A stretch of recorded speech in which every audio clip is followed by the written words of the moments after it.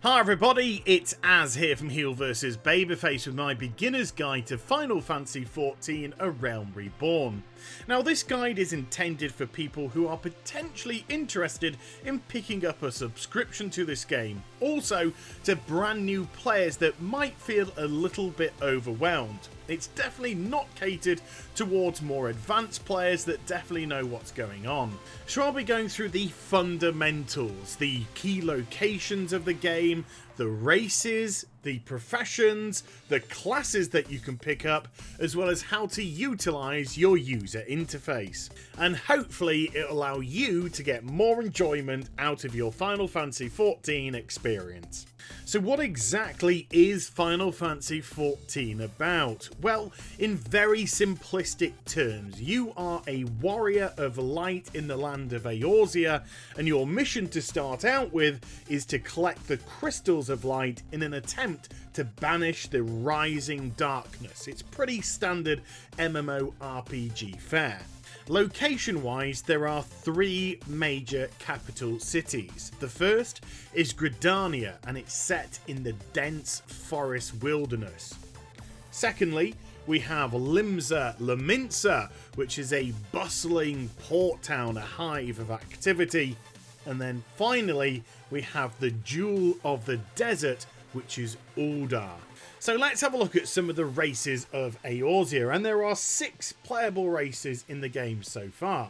We have the Higher, which is the human-esque looking race. We have the Elezen, which is the elf type. The Lalafell, which is the small cutie pie.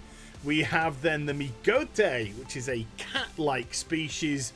The Rogandin, which are the big burling behemoths. And then finally, the Aura. But the Aura, and they're kind of like a dragon-esque race, can only be unlocked if you have the Heaven's Ward expansion. On top of that, they all come in both male and female counterparts, but also their races are subdivided into 2 different clans.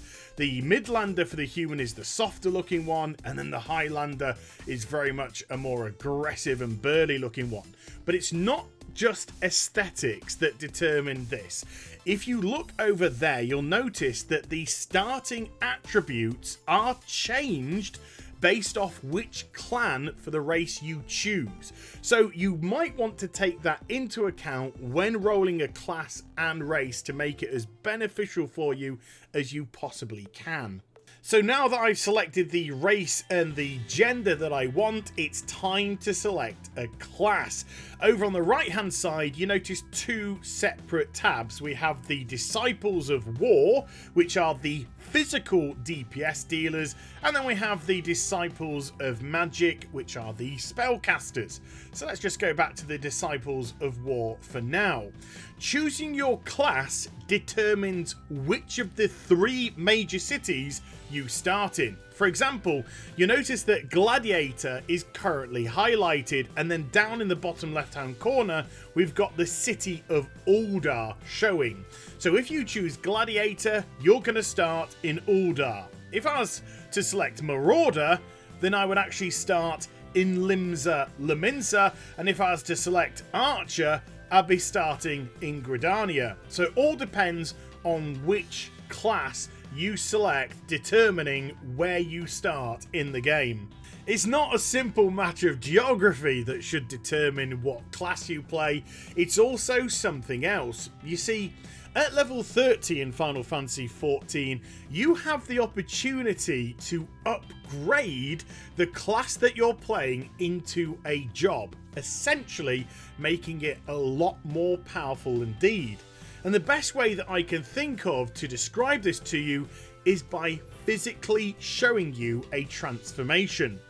Down at the bottom of the screen, we have this attire tab. We've currently got the race button highlighted, but if I was to click the job button, suddenly you can see what the Gladiator would look like at level 50, but it wouldn't be called a Gladiator any longer, because at level 30 you would have the opportunity to turn it into a Paladin, which is a sword and board physical damage tanking based class.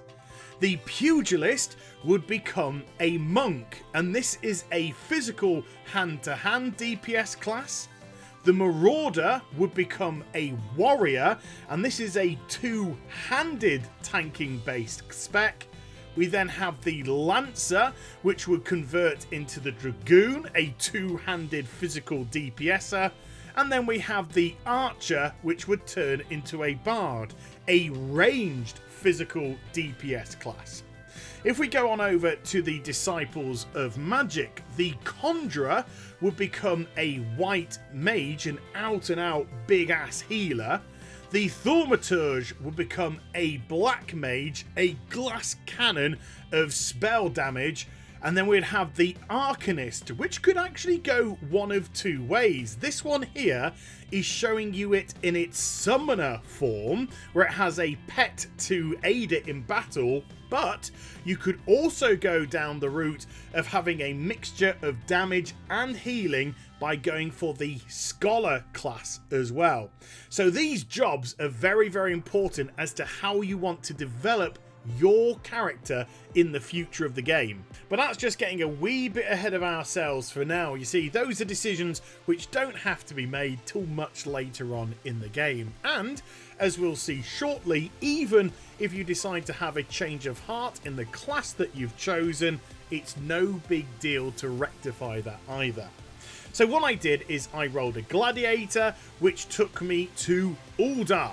Now then, you'll notice by my name I have a small green shoot. That is indicating to other players in the game that this character is a brand new adventurer.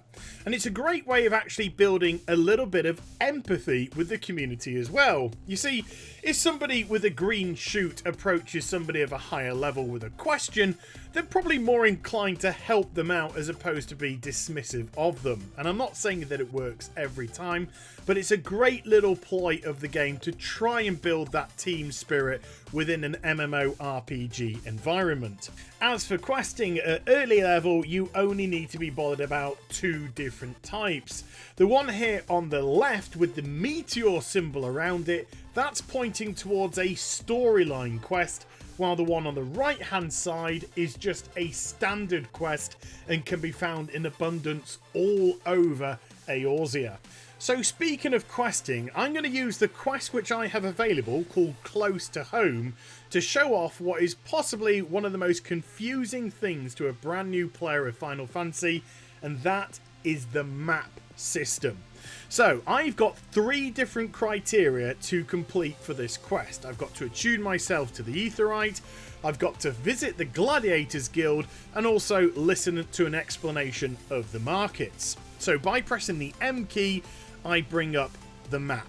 And at first glance, this could look very, very confusing indeed, especially to a new player. Don't worry, when you do play the game for a while, stuff like this becomes second nature. But this was one of the things when I first started that I really had issues trying to use. So let's see if we can break it down. Well, first things first, you can shrink and expand the map as much as you want to fit the page. On top of that, you can use your cursor to drag it around the place to exactly where you want, and the middle roll button to just zoom in and zoom out as well.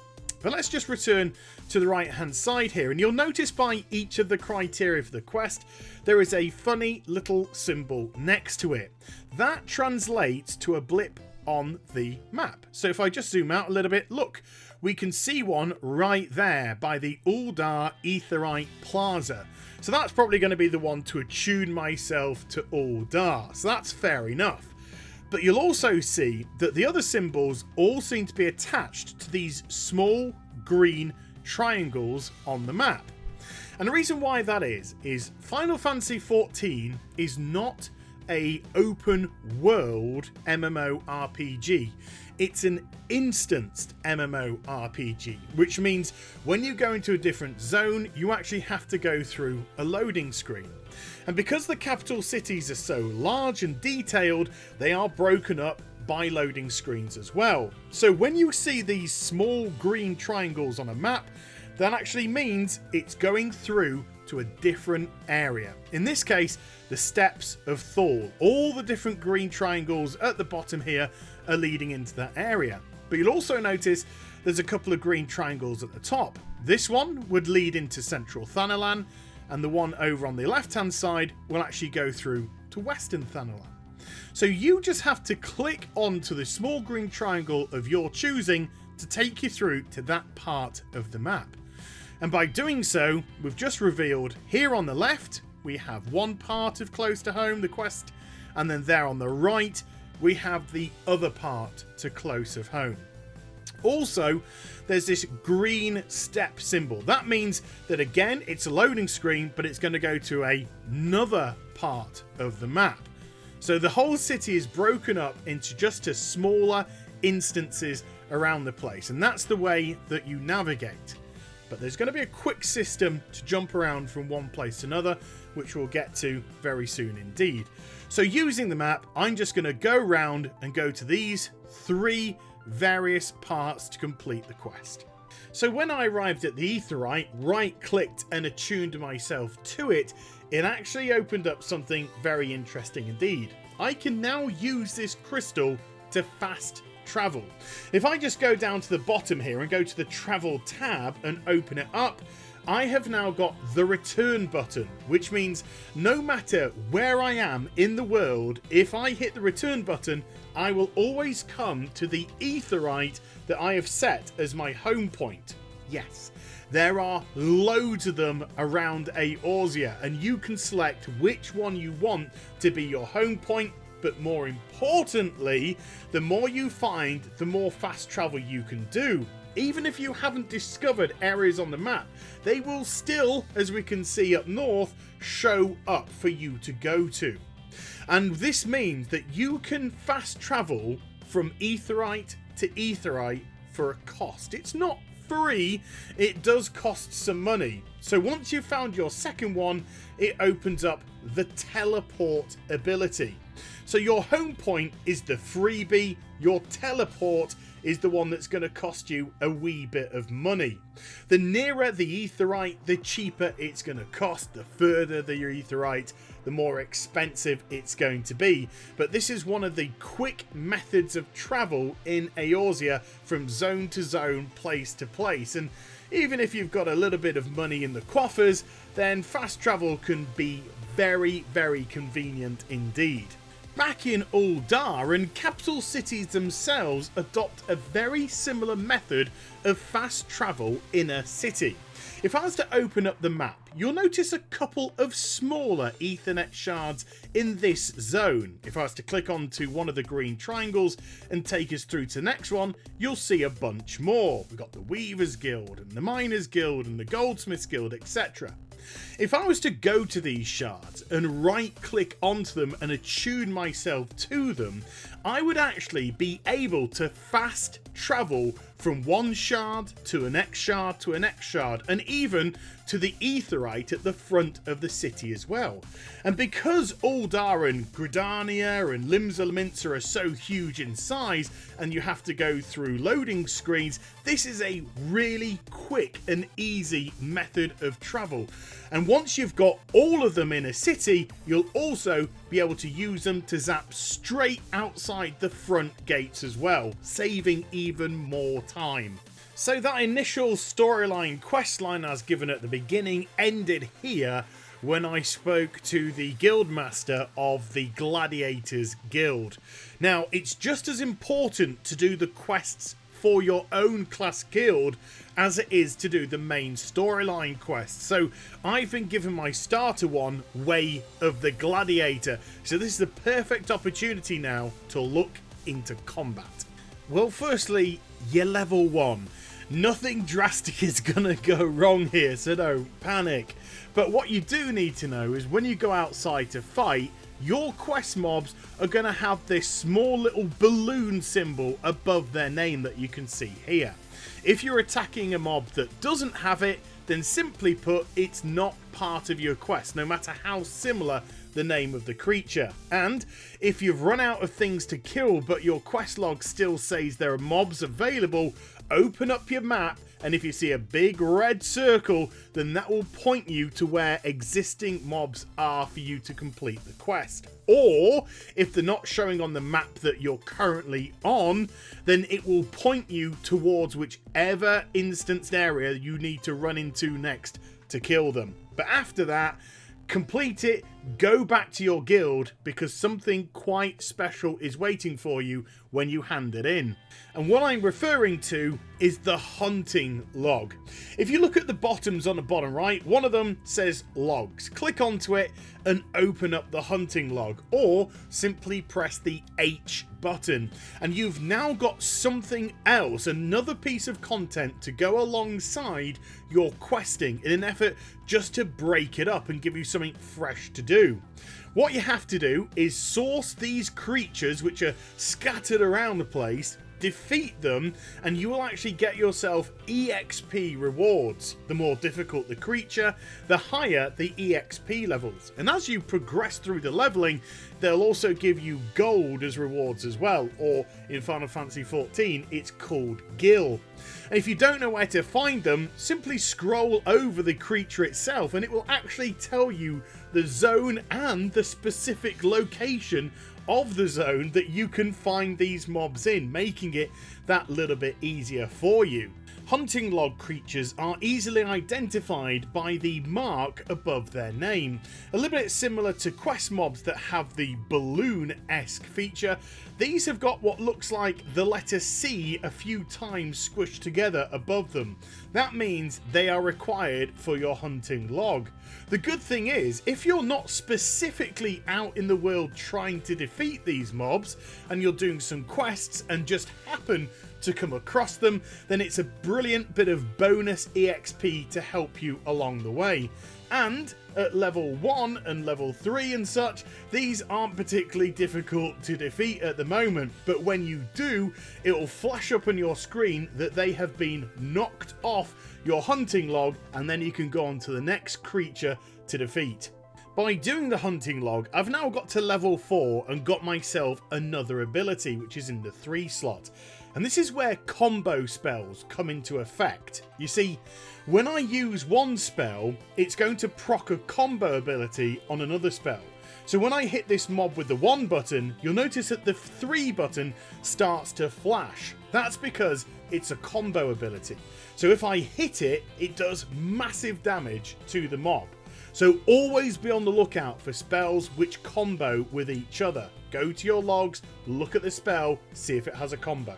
So already you've got quite a few aids to help you leveling up. You've got your main storyline quests, you've got your class guild quests, you've got your regular quests which you can just pick up anywhere, and you've also got your hunting log. On top of that, when you're out in the world fighting, you might come across something like this, and this is called a fate. A fate is a dynamic world event where multiple people can come together without having to be in a specific team and just fight towards a common goal. It doesn't matter if you get the first hit or the killing blow, your contribution is always taken care of, and then once the criteria of the fate has been completed, then you will be rewarded accordingly with experience and also with some gil to help you along the way. Fates are a really cool way of leveling up if you fancy a break from everything else. One more thing about combat. If a creature has this blue mass symbol next to the name, it means that they're neutral and they won't attack you unless you attack them. However, if a creature has this red triangle surrounding a yellow mask, it means that they are aggressive and they will attack you if you get too close. Most creatures though tend to rely on line of sight to attack, so you could actually get quite close to them if you're behind and creep past. But you do so at your own peril. Well, the final word on combat for now has to be, what if you don't like the class that you're playing? Well, if you like your character and don't want to change it, all you have to do is get your current class to level 10, and then you can go around the guild of any of the other classes and become a member, because your singular character can be every single solitary class in the game. All you have to do is switch out your main weapon to the weapon of that spec, and then boom, you become that class. It really is as simple as that. But Final Fantasy XIV isn't all about combat. In actual fact, it boasts a very in-depth profession system as well. However, just like changing class, you must have your main class at level 10 before you can unlock these professions. And that's not something for a beginner, that's moving into intermediate territory. So for this video, I'm not going to deal with it. But for what I've shown you so far, hopefully it's allowed you to get to grips with the map system, how to use combat, how to move around a city quickly and efficiently. And if there's anything that you're screaming out for, please let me know in the comment section down below. I'll either answer it for you or conduct another video. And if you've liked this beginner's guide, then I'd be more than happy to put together an intermediate guide that will start to deal with the profession system in the game for beginner players. So once more, let me know in the comment section down below. And I hope you enjoyed the vid. If you did, do give it a thumbs up and also subscribe. Follow me on social media and Twitch for live streaming. Links are also in the description box. And I'll be back with some more stuff very soon. You take care, everybody. Bye-bye.